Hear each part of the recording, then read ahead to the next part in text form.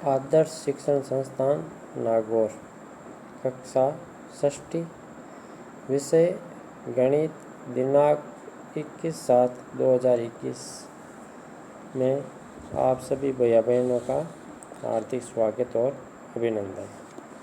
आज हम 2.3 इस प्रश्नावली में अध्ययन करेंगे। पहला क्वेश्चन है, निम्नलिखित में से किससे शून्य निरूपित नहीं होगा? किससे शून्य निरूपित नहीं होगा? ए है 1+0, बी है 0 गुणा 0, सी है 0/2 और डी है 10 - 10/2। तो 1+0 इसका आंसर आता है बराबर 1। 1+0 बराबर 1, 0 गुणा 0 बराबर 0 और सी के अंदर है 0/2। इसका मतलब है 0 में अगर हम 2 का भाग देंगे तो इसमें भी 0 निरूपित हो रहा है। और 10 - 10/2, तो 10 में से 10 गया तो 0 और 0/2 बराबर 0। तो जो ए है, ए के अंदर है वो 0 निरूपित नहीं होगा और बाकी बी, सी और डी है, इन तीनों में 0 निरूपित होगा। प्रश्न संख्या 2 है, यदि 2 पूर्ण संख्याओं का गुणनफल 0 है तो क्या हम कह सकते हैं कि इनमें से एक या दोनों ही शून्य होने चाहिए? उदाहरण देकर अपने उत्तर की पुष्टि कीजिए। तो हाँ, अगर हम किसी संख्या को 0 से गुणा करते हैं तो हमारा उत्तर 0 आएगा। किसी पूर्ण संख्या को अगर हम 0 से गुणा करते हैं तो हमारा उत्तर 0 आएगा। उदाहरण देखिए, जैसे 2 गुणा 0 बराबर 0, 5 गुणा 0 बराबर 0, 9 गुणा 0 बराबर 0। अगर दोनों संख्याएं 0 है तो भी उत्तर है वो 0 ही होगा। जैसे 0 गुणा 0 बराबर 0। तीसरा क्वेश्चन है, यदि 2 पूर्ण संख्याओं का गुणनफल 1 है, 2 पूर्ण संख्याओं का गुणनफल 1 है, तो क्या हम कह सकते हैं कि इनमें से एक या दोनों ही 1 के बराबर होने चाहिए?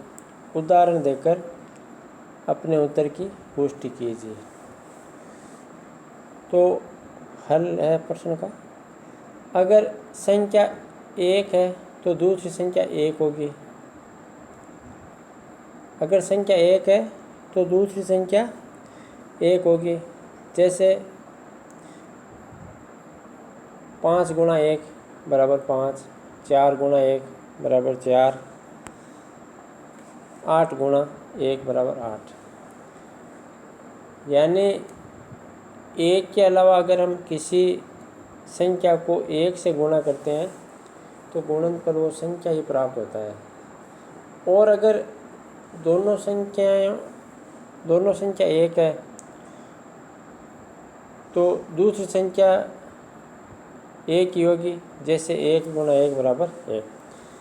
यानी अगर 2 पूर्ण संख्याओं का गुणनफल 1 है तो दोनों ही पूर्ण संख्याओं 1 ही होगी, क्योंकि 1 गुणा 1 बराबर 1।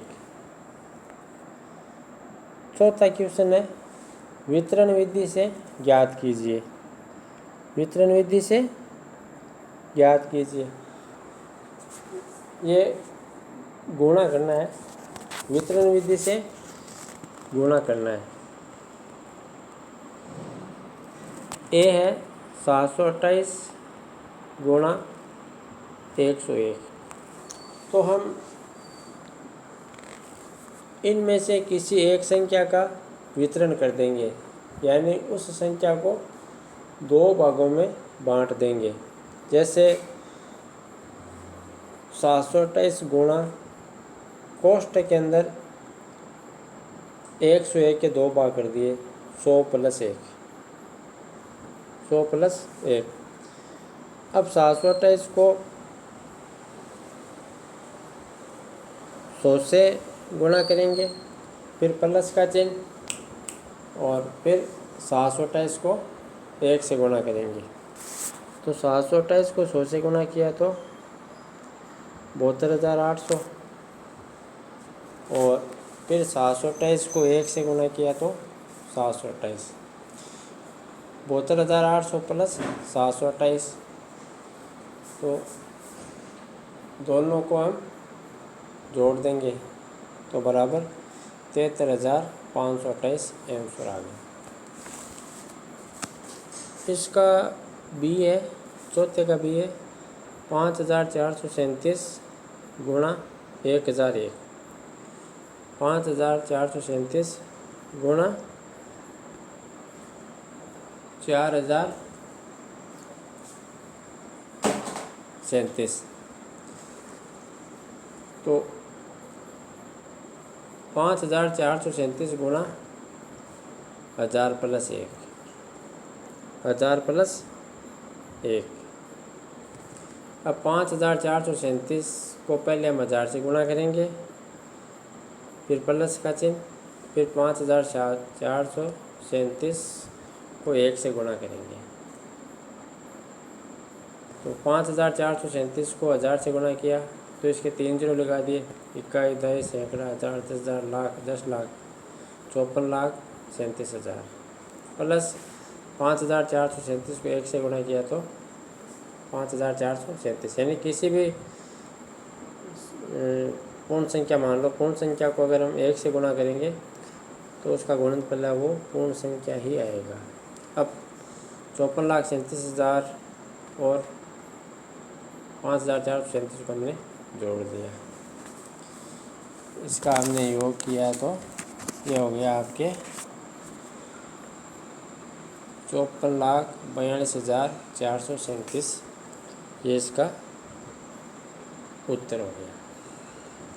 इस प्रकार ये प्रश्न संख्या 4 है, इसका सी, डी और ई, ये तीनों प्रश्न आपको गृह कार्य में करने हैं।